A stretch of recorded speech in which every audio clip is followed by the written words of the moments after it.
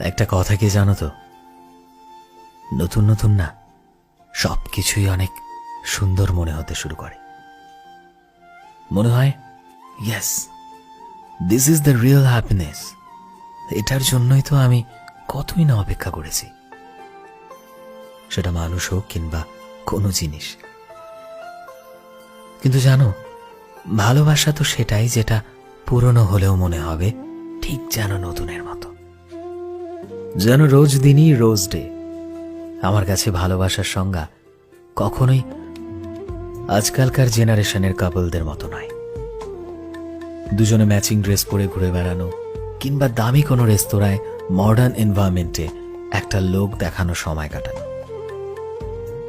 আমার কাছে ভালোবাসার মানে সেই কাপলগুলো যারা আজও একসাথে বুড়ো বয়সেও ঝুলে পড়া চামড়া এবং মাথার সাদা চুল এই দুটোর মধ্যে আটকে রয়েছে।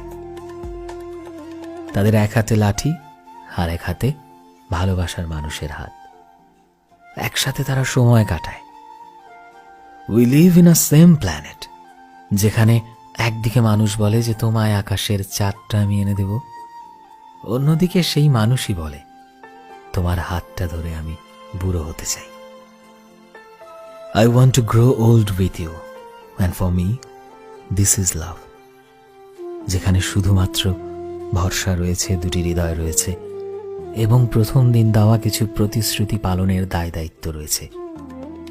এবং এই ভালোবাসাটাই তো সেই ভালোবাসা যা স্বর্ণাক্ষরে লেখা থাকবে ইতিহাসের পাতায়, এবং যাদের দেখে হাজারো বছর ধরে মানুষ বারবার ভালোবাসতে চাইবে, বারবার এই সম্পর্কে আবদ্ধ হতে চাইবে।